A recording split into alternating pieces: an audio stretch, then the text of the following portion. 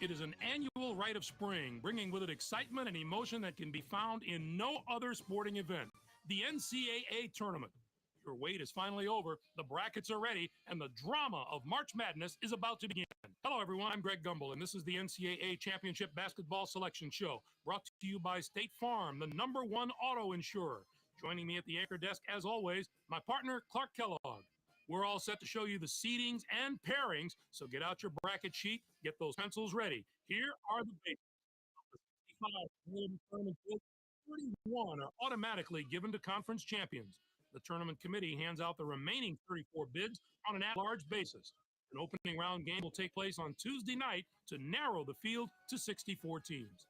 But before we unveil the brackets for this season, here's a look at the final top 25 media poll of the season. The rankings look a little different than they did last week. The Pittsburgh Panthers fell all the way from the number 13 spot to number 18. That's not the direction you want to be going at this time of year, but they're a strong enough team that I believe they can turn it around. Also, a new team has fought its way into the top 25. The Kentucky Wildcats are back in the poll as the number 24 team.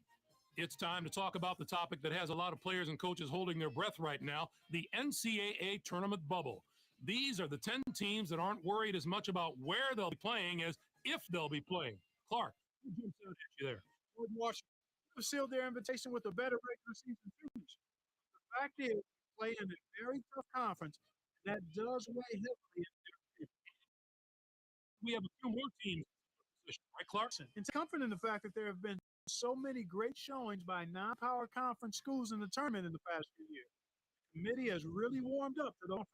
I'm sure it's been a long week for those teams, but the wait's almost over. The NCAA Selection Committee has finished its meeting, and we're ready to unveil the top 4 seeds in this year's tournament. The North Carolina Tar Heels are the top overall seed, and they will play in the East Regional. They begin the tournament as the dominant team in college basketball. They've been ranked number 1 in the media poll for the past 8 weeks. We'll soon find out if they can live up to their billing. On to the second number 1 seed, who will play in the South Regional. The Texas Longhorns are seeking their first ever NCAA championship. The North Carolina State Wolfpack are our third number 1 seed, and they'll play in the Midwest Regional. They're back in the tournament again, and no doubt they'll be feeding off the experience of last year's appearance as they try to get to the Final Four this year. And finally, our fourth number 1 seed will play in the Phoenix Regional. The Syracuse Orange are in the tournament field with the number 1 seed for the first time in the history of their program. Now, here's how the bracket shaped up based on where the number 1 seeds have been assigned.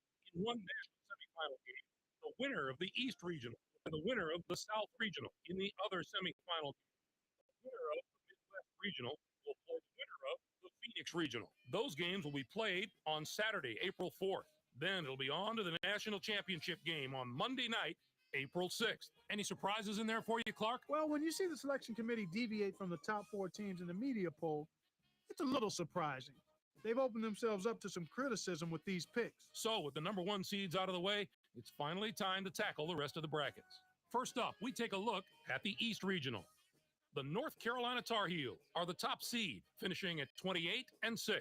They were winners of the regular season championship in the ACC. They will take on the winner of the opening round play-in game between Liberty, with 12 wins, and Pacific from the Big West. And now, the number 8 seed, the Memphis Tigers, come into the tournament after finishing second in their conference during the regular season and finished second in their conference tournament. They're going to play the number 9 seed, the Georgia State Panthers, who came in first in their conference tournament. Colorado enters the field as the number 4 seed from the Big 12. This will be their all-time in the NCAA tournament. They'll be getting ready to face the number 13 seed, the Tennessee Tech Golden Eagles. Finished the season with 18 wins. The Colorado Buffaloes have more to prove than any other team in this tournament. They haven't had a lot of experience in the tournament recently, so it's difficult to say exactly how they'll handle it.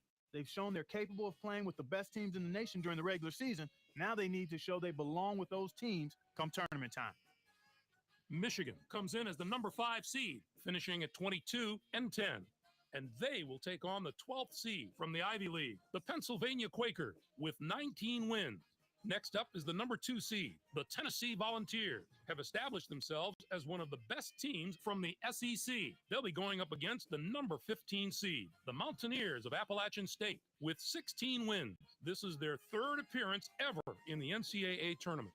Our number 7 seed is from the Big 12. The Oklahoma Sooners were rewarded for their outstanding play this season with an at-large bid and a ticket to the big dance. They are going to play the number 10 seed, the George Washington Colonials, who were semifinalists in their conference tournament, finishing at 19-10. Wisconsin comes in as the number 3 seed, finishing at 23-9. Lafayette comes in to face them at number 14 with 15 wins. In the tournament championship,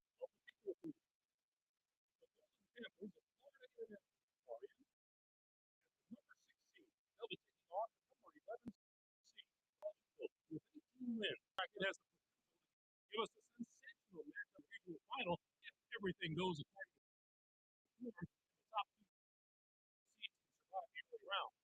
We'll take a look at the South region. The Texas Lions are the top seed, finishing at 26-7. They were conference tournament champions in the Big 12. They'll take on the Prairie View Panthers, the number 16 ranked team. This will be their second appearance in the NCAA tournament in school history.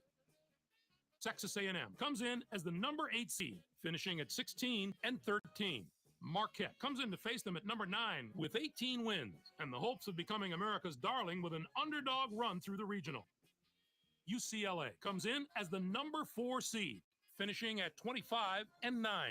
And they'll take on the 13th seed from the Sun Belt Conference, the New Orleans Privateers, with 16 wins. San Diego State enters the field as the number 5 seed from the Mountain West Conference. This is their 6th appearance in the NCAA tournament in school history. They'll be getting ready to face the number 12 seed, the Gardner-Webb Bulldogs, finished the season with 21 wins. San Diego State Aztecs, one of those teams that's hard to put a finger on.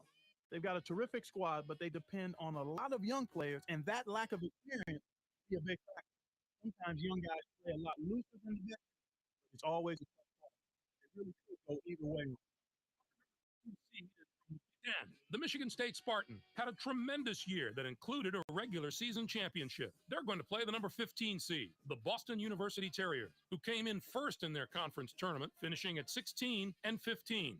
Next up is the number 7 seed, the Santa Clara Broncos, are the conference tournament champions from the West Coast Conference. They'll be going up against the number 10 seed, the Cleveland State Vikings, with 23 wins. This will be their second appearance ever in the NCAA tournament. The DePaul Blue Demons are in as the number 3 seed. They'll be taking on the number 14 seed, the Texas Arlington Mavericks, with 17 wins. And now the number 6 seed, the New Mexico Lobos, come into the tournament on the place finish in their conference regular season and removal in their conference tournament. They are going to play the 11th seed, the Texas Tech Red Raiders, who were fifth in their conference, finishing at 18-13. On the surface, that might be the most difficult of the 4. The quality team here is very impressive. Whoever emerges from this on to our day, let's take a look at the Midwest Regional. The North Carolina State Wolfpack are the top seed, finishing at 27-6. They were conference tournament champions in the ACC. They'll take on the Air Force Falcons, the number 16 ranked team. This is their 6th appearance ever in the NCAA tournament.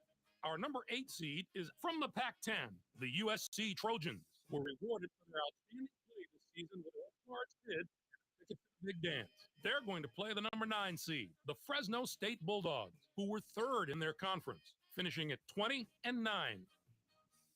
Utah State enters the field as the number 4 seed from the WAC. This will be their 20th appearance in the NCAA tournament in school history. They'll be getting ready to face the number 13 seed, the Akron Zips, finished the season with 17 wins. The Utah State Aggies is a team to consider when you're filling out your bracket.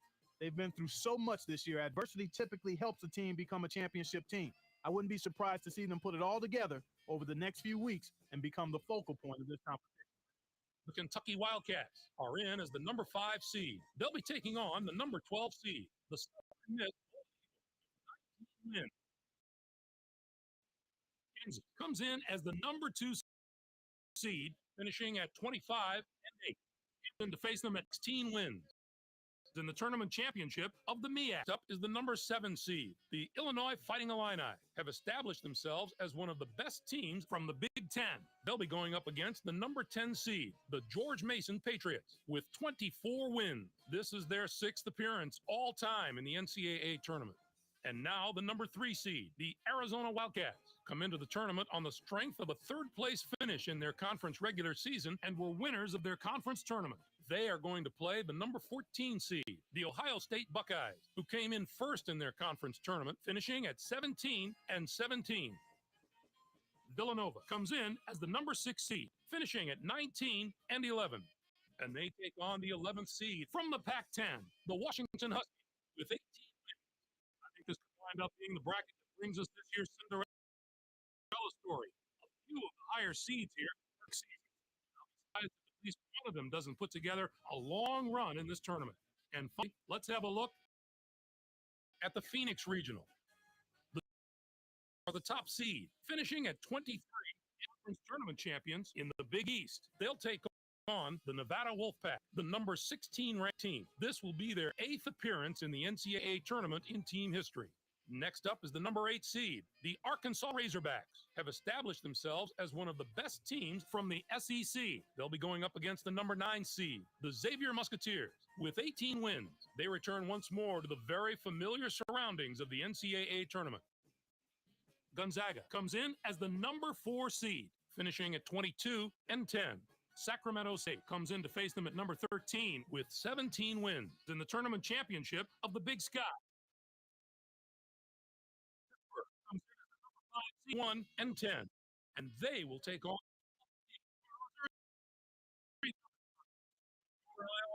wins. Notre Dame enters the field as the number 2 seed from the Big East. This is their 30th appearance in the NCAA tournament in team history. They'll be getting ready to face the number 15 seed, the Blue Devils of Central Connecticut State.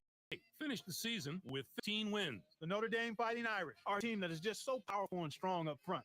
I would put their front court up against just about any other teams in the nation right now. It's always good to have strong guard play, but if you ask most coaches, I guarantee you they take the good big man over the good little man most times. Their interior play should serve them very well in this competition.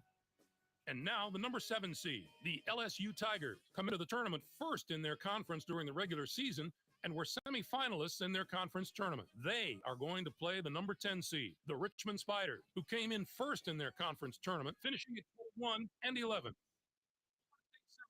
are in at the number 3 seed. They'll be taking on the number 14 seed, the Western Illinois Leatherneck, with 19 wins.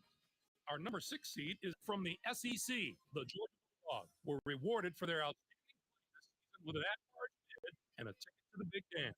They are going to play the number 11 seed, the Manhattan Jaspers, who came in first in their conference tournament, finishing at 23-8. Looking into the future a little bit, this bracket looks poised for a titanic matchup in the regional final. If the top 2 seeds can take care of business in the first 3 rounds, we have the possibility of a classic Elite 8 meeting. Clark, give us your take on the tournament's top 16 seeds. DePaul surprised me with their seed. I thought their performance this season would put them in as a 4 seed. Notre Dame has just as much firepower as a few of those number 1 seeds, and I think they'll be around longer than a few of them as well. They are a tough team. Now let's bring the picture into focus. The Big 12 gets 6 teams. The Big East with out of the SEC. The Big 10 gets 5 teams. It was really a terrific year for the teams in the WAC. They took the non-power conference with the number of bids they got. It shows you how far this conference is.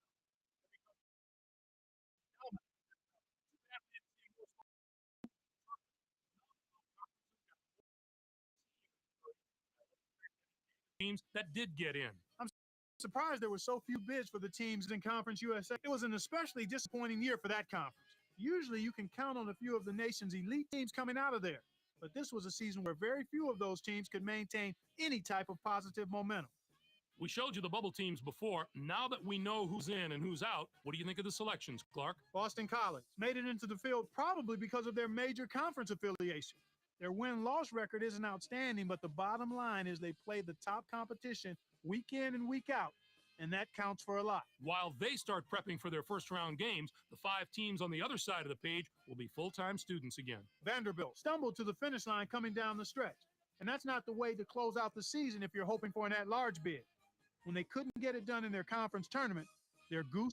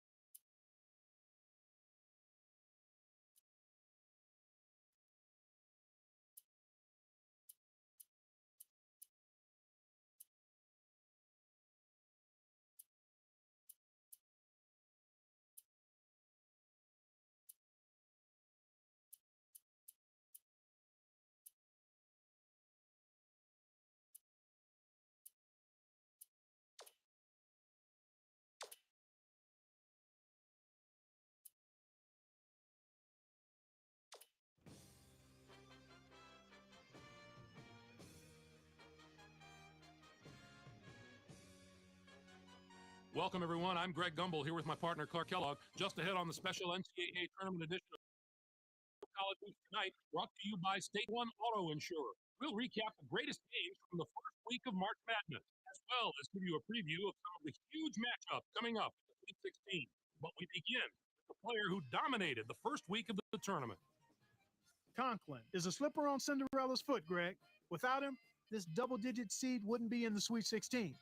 Any of the number one seeds would like to have him. I'll tell you that much. Absolutely, Clark. He didn't waste any time getting hot. A lot of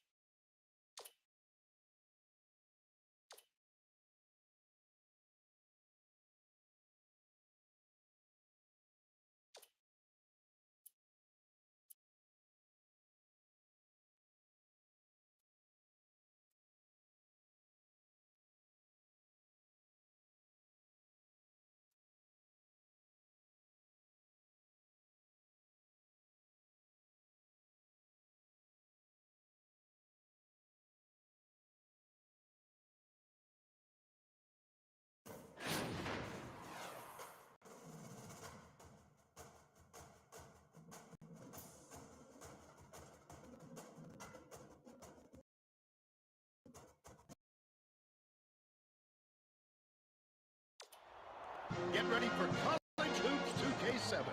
The Georgia Bulldogs take on the Gonzaga Bulldogs. NCAA Tournament's LA. Today, a Final Four spot will be decided. We're here in Phoenix, Arizona. Alongside Bill Restream, this is Will Lunkus. Give us your take, Bill. This game features a great matchup at the point guard position. Is one of the premier players in the college game. His basketball IQ is unreal. If you wait for this fellow to make a mistake, you'll be waiting a long time. Marline is also one of the nation's lead point guards. His accuracy on the quick jumper is uncanny. He's deadly from out there. They're both ready to go. We'll see which of the two can lead their team to victory.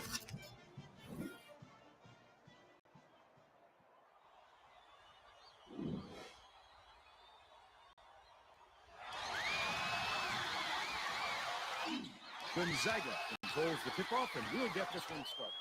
Goes up. The first basket of the game was scored by Gould. This guy is fun to watch, Fern. He can really fill it up. Stolen by Wilson. Schumann shoots. Misses it again.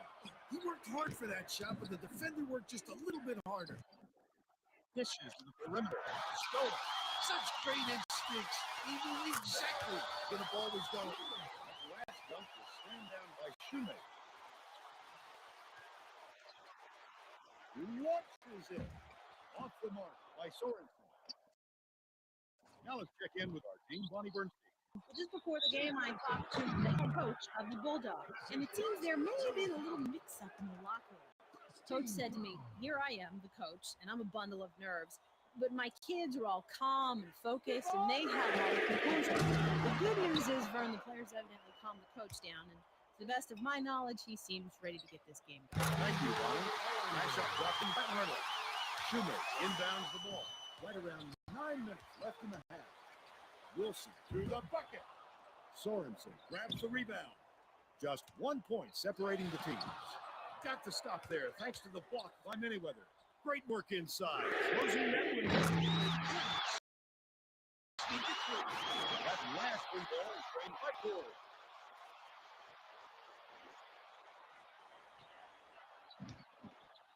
The finisher. Snatched by Manyweather. Shoemaker takes it in. Banks it off the glass again. They're really clicking out there, Vern. They're reacting perfectly to each other. Those kind of assists are going to come easy to them if they keep this up. Arnold hands it off. Swings it to the wing. Arline catches it. Left wing. The last shot fell through. He has a great rhythm from there. It's kind of a lost art in this world of dunks and triples. 3-pointers right good. Finds one. Inbounds the ball. Right around 8 minutes left in the half. Dumps it to the middle. Arnold. Good. That deserves the look on the power bar triple threat replay. Tipped away. And it's gathered up like Kleinsrod. Last 15-footer dropped in. He used the whole shot clock and only need a few seconds, right? Shoemaker had his pass go out of bounds, and they will give the ball out. The Bulldogs will bring out some reserves.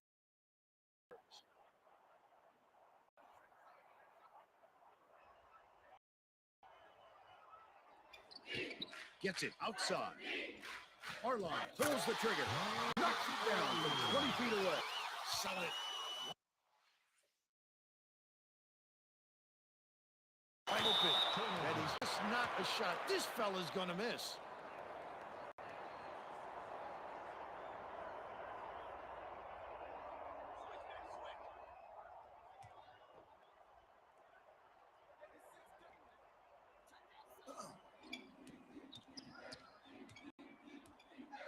Arline feeds it to the right side.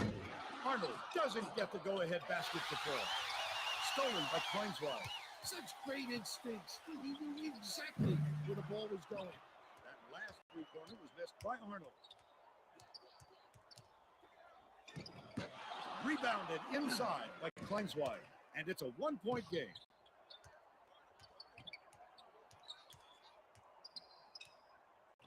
Cross court.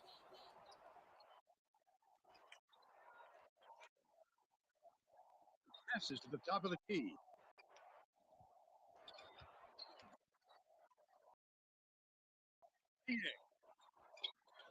Again. Shot clock's winding down. They take the lead on the shot clock. Yeah, look at them work the ball around. Great job. Ford inbounds the ball. The Bulldogs will try to put a stop to the run. Ma and his pass go out of bounds, and they will give the ball up.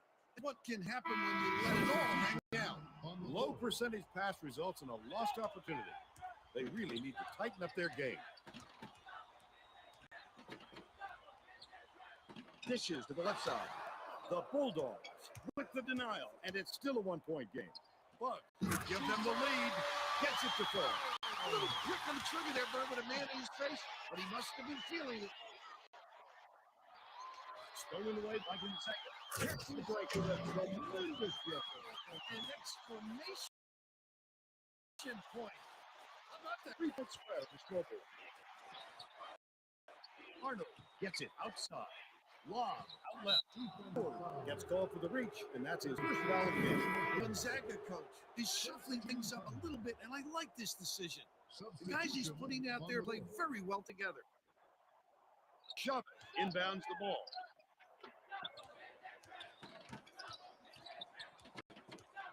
Arnold has it outside. Arline swings it to the outside. Out left. Shove it. Backs down. Wilson corrals the miss inside. About 5.5 minutes left in the half. For three. Grabbed inside by Shoemaker. Put up and in on that last layup. Way to scramble for that bucket. He was all set up by his hard work on the offensive glass. Stolen away by Shoemaker.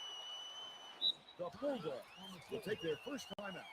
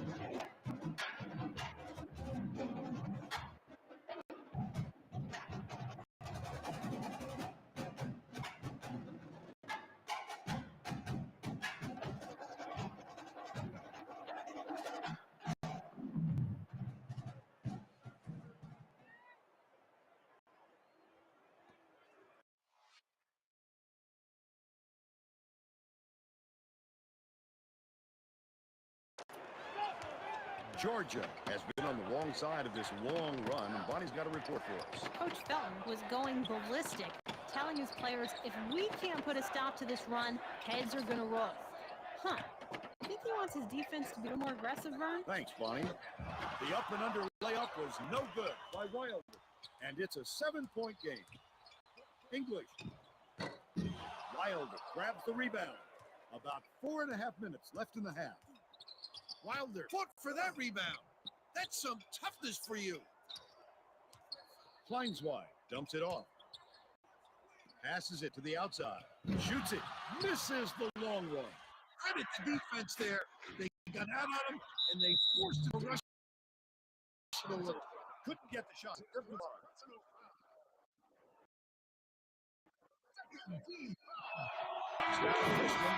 Coach Felton is shooting things up a little bit, and I like this decision. The guys he's putting out there play very well together. He gets them both. Hooks free, and it's scooped up by Buzz. Last shot off the mark. Shoots the turnaround, misses, but he'll get 2 shots from the line. The shot was clearly affected by the contact there. Good call.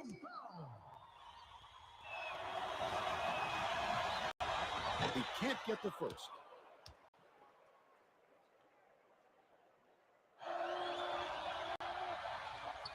He sinks the second. Picked off by Buzz. That's his second steal of the contest. Got the whistle, and he'll shoot a pair of free throws. He'll take the foul. That defender clearly got some contact as he tried to make the shot. Yep, that's an open and shut case. He got hacked. Gord is back in the game after a short rest.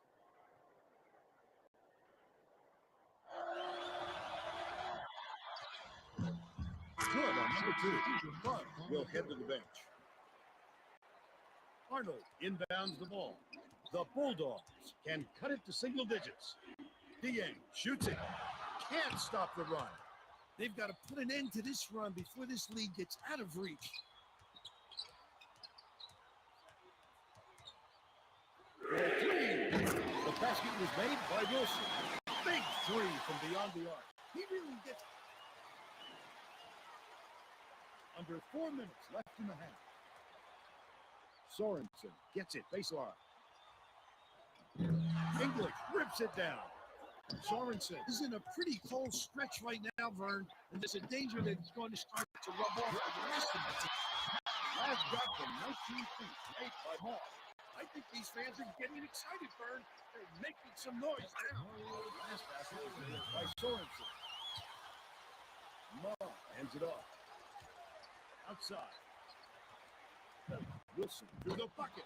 Gord grabs the rebound inside. Tries again. Slammed down by Wilson. Wilson is down in the court, and he may have injured his knee. Oh, that's bad news. That's too bad, Vern. But I'm sure we'll see him back on the court as soon as he's ready. And we'll try to get an update on his condition as soon as possible.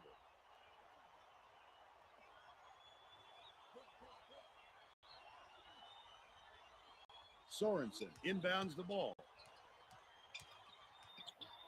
Arnold lets it go. Pass the rebound. Dieng through the bucket. Hammered. And he will go to the line. Second team.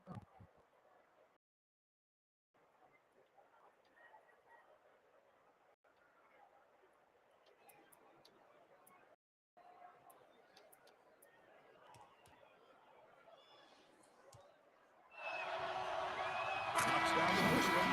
The Bulldogs need to get the starters a little breather. So they'll go to their bench for fresh legs. He gets them both.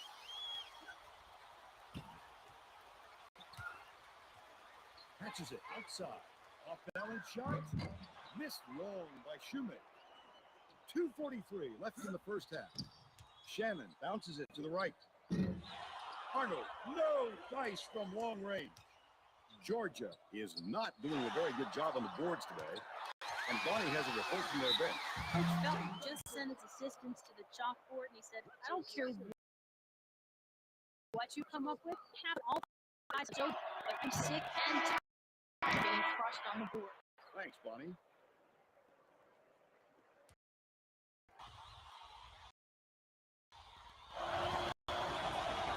He misses them both. It's tipped, and it's gathered up by Minigan. Dieng is going to be hit with the blocking calls, and that's his first foul of the game.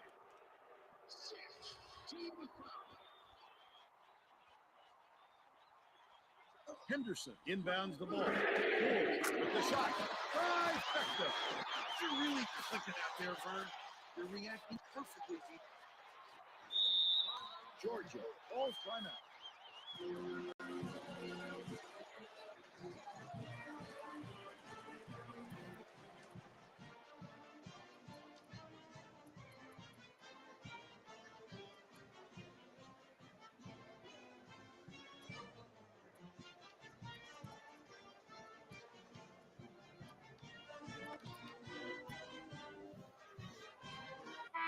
McClellan to make his first stand off the bench.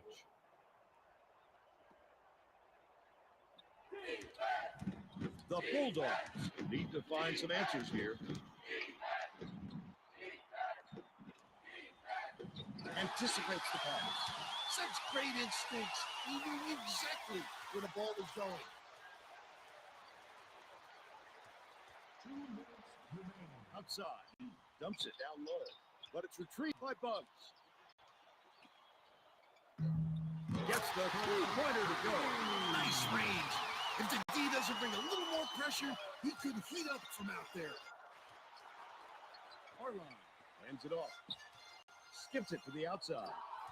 Deflected, but it's recovered by Georgia. Sorensen gets it outside. Pass, right wing. The baseline J. Nothing but net for Arlon. When he gets a nice look like that, it's almost automatic. The defense needs to work harder at that. 1:18 left in the first half. Henderson takes it in. Hook loose. That's his second personal foul. 7 team foul.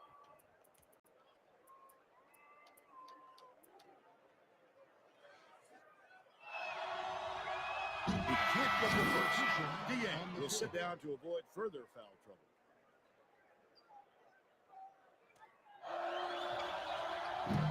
He's off on the second. Georgia is shooting itself in the foot with all these turnovers. Bonnie has something to do with this. Coach Felton told his coaches our fundamentals are abysmal.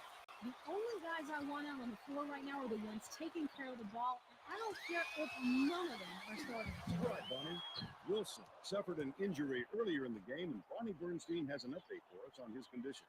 Bonnie? Well, Vern, we got some good news to report. The knee is a little bit swollen, a little bit sore, but the trainer says there's no serious damage. He's been cleared to go back into the game, but coach may decide to keep him out. He thinks they can get by without him. All right, Bonnie. May. It's picked off by Henderson. Such great instincts. He knew exactly where the ball was going. May inbounds the ball. Gets it, left block. The basket was buried by Henderson. Look at that shot. As soon as he turned around, he was ready to fire. Stolen away by Taylor. Got it off in time. And we're headed to halftime with the score 43-19. Now it's time to bring you our Power Bar Player of the Half. Bill? Ward has been filling it up from deep, Vern. Look at him knock down those three-pointers like he was in the layup line. They're going to have to figure out a way to slow him down or he'll shoot them out of the building.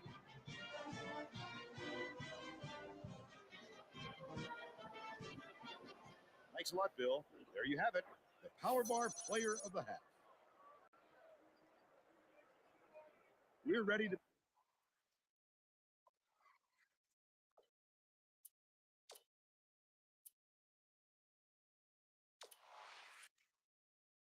begin the second half.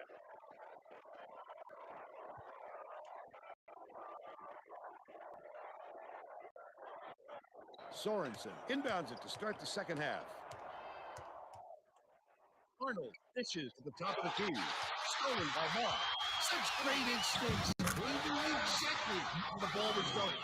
Mind your seatbelt. Here's the State Farm drive to the... Let's send it down to Bonnie Bernstein. Well, guys, over the break, I talked with the head coach of the Bulldogs. He didn't have much to complain about with the lead they had at the half. He said, before the game, we stressed to our guys, we want to pound the ball inside. That's exactly what they did in the first half. And what he's hoping, Vern, is that that'll open up the floor for the outside shooters in the second half. Thanks, Bonnie. Nice heads-up defensive work. Believe me, little plays like that eventually seep into your opponent's heads. Outside. Lobs it to the baseline. Backs them down. Dieng gets the offensive rebound. Arlon beats it to the outside. Lineswell through the rim. The Bulldogs with the block by 28. The Bulldogs will retain possession. The defender barely got a hand on that one. Super anticipation almost results in a prime-time pick. That's it. Lead pass outside.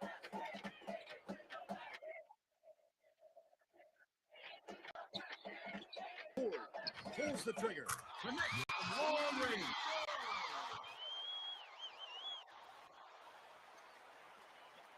The Bulldogs down big. Fires.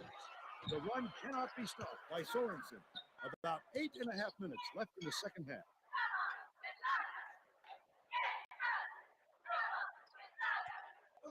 Has it on the perimeter.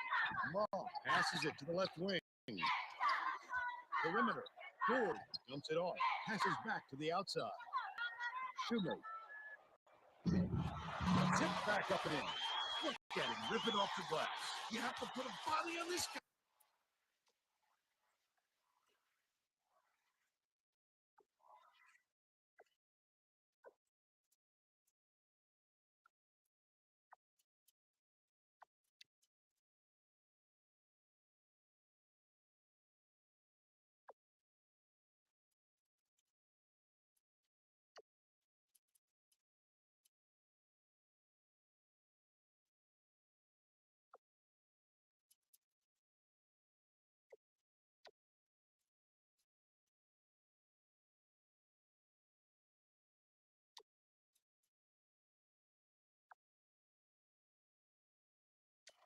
Will give his team second chance points all game.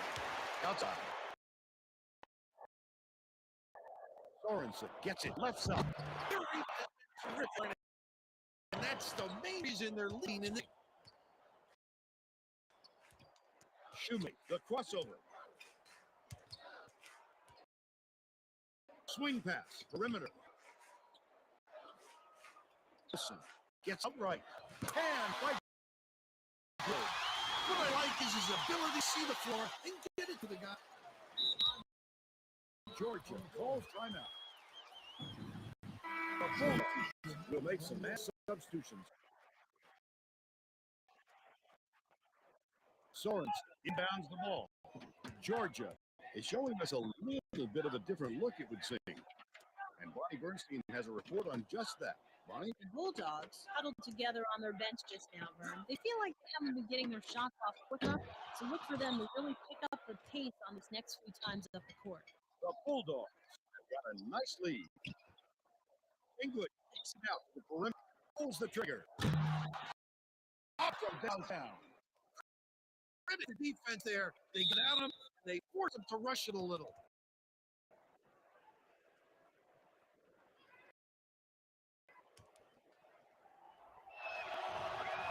He makes the first.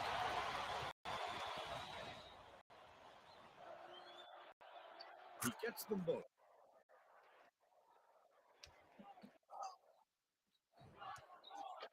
Perimeter. Swings it to the perimeter. But gets the three-pointer to go. That's a tough shot. The defender was... About 6.5 minutes left in the second half. Stapleton gets called for the reach, and that's his first foul. He takes quick hands.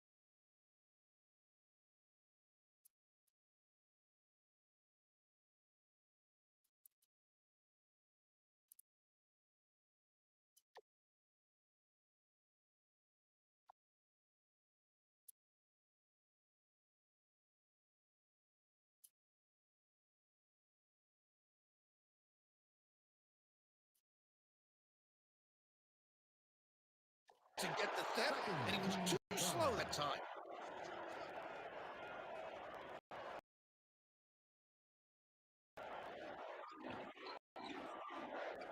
Arnold. Sit back up. He's so active on the offensive glass, he never stops working. Stone. Such great instincts. He knew exactly where the ball was going. English stepped on the line. They will get the ball. The Bulldogs are making substitutions. The Bulldogs down big. Lead pass down low. Yes! That deserves a look on the power ball. Right around 6 minutes left in the second half. Lavender fires. Oh, Price from long range. It's too quiet in this building, Vern. If you don't get some soon, this crowd is going to fall asleep. Arnold has it on the perimeter. The stripe. Sorensen hands it off. Releases. A difficult shot and a miss by Arnold. Oh, not real good shot selection, Vern. They've got to exercise a little patience and move the ball around. Ibaka. To the rim. Lays it right in. The defense simply cannot allow those kind of wide open looks. DA inbounds the ball.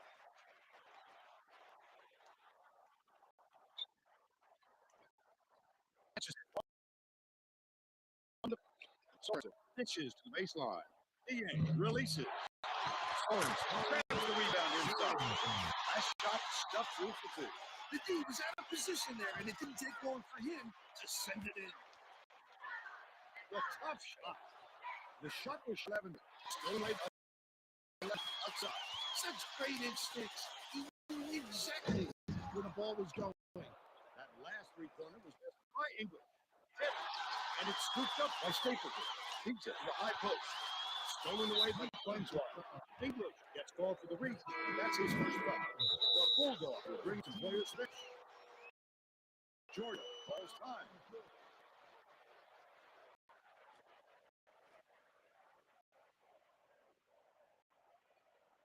Kleinswald inbounds the ball.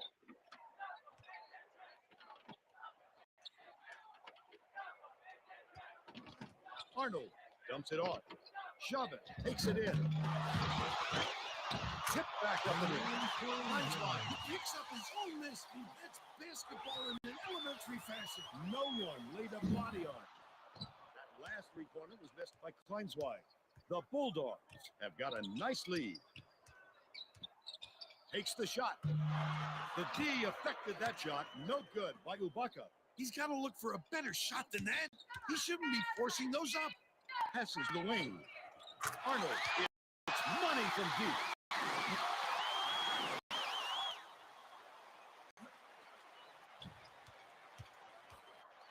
McCrummon tosses it out.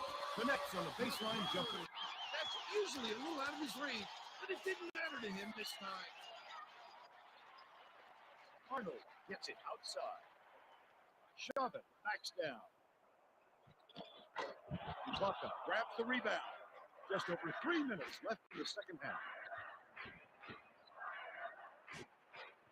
Pass, perimeter, beyond the arc. Offensive board by Stapleton. The reverse finishes in close. George uses his second to last time.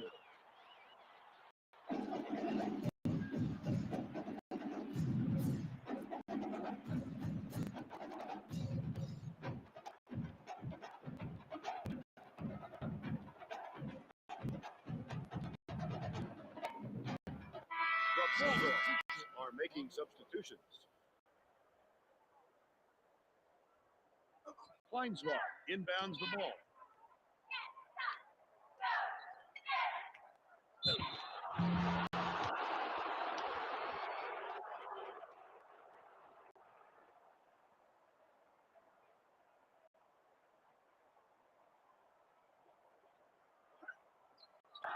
Harline has it out left. 14 feet out. The basket was carried by Sorensen. Nice touch from that distance. It sets up so much of your post game if you can face the basket and knock that jumper down with confidence.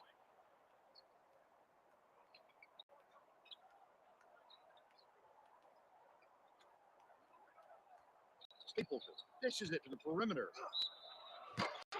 Misses, but he'll get 2 shots from the line. That's his first personal foul. First team. He can't get the first.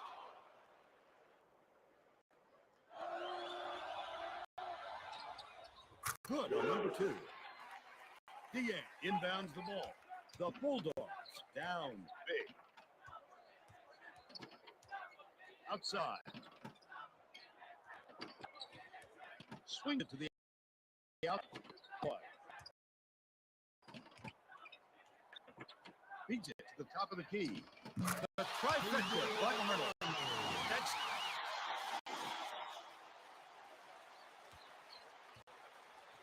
Picked off. 1:59 left in the game. Such quick stakes. He knew exactly where the ball was going.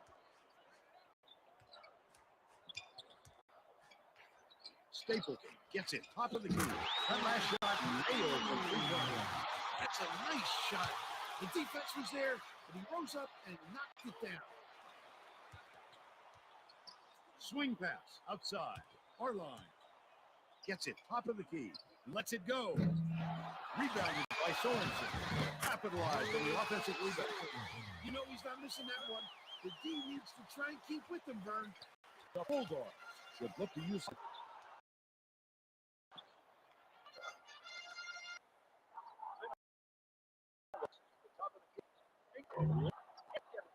That's a coach of his defenders. Stay with your best shooter and don't give him any easy. The Bulldogs with comfortable lead.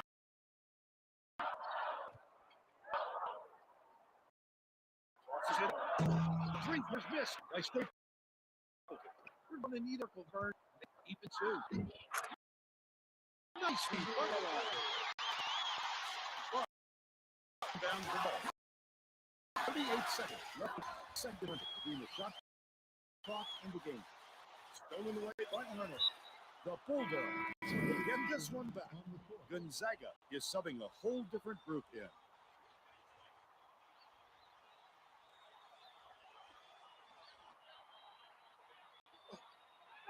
Outside. Passes back cross court. Climbs wide. Dumps it off. They needed this run to look at something.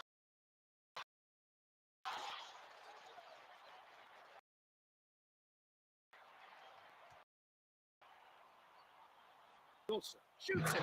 Hits it from 3-point. Don't gotta touch the performance. He certainly both know it, and he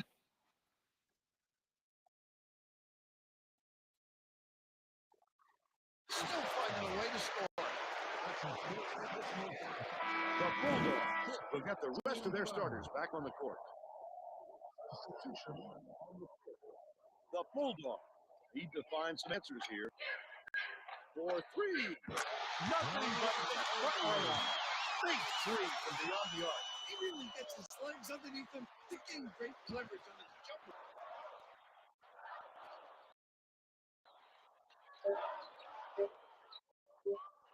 Oh, the clear. Whistles the buzzer beater. And that's all she wrote. The Bulldogs beat Georgia 70-48. They're going to the Final Four. Let's quickly go to Greg Gumbel in the studio with the Pontiac game-changing performance. Thanks, Vern, and welcome everyone to the 2K Sports Studios. I'm Greg Gumbel with today's Pontiac game-changing performance. A healthy display of long-distance marksmanship in this blowout. The Bulldog used the pointer as a maiden, and it was like this one from way downtown. Tied in their favor, allowed them to run away with the victory. Thanks, Greg. I'm Vern Lundquist for Bonnie Bernstein and Bill Raftery, saying thanks for watching the NCAA tournament on 2K Sports.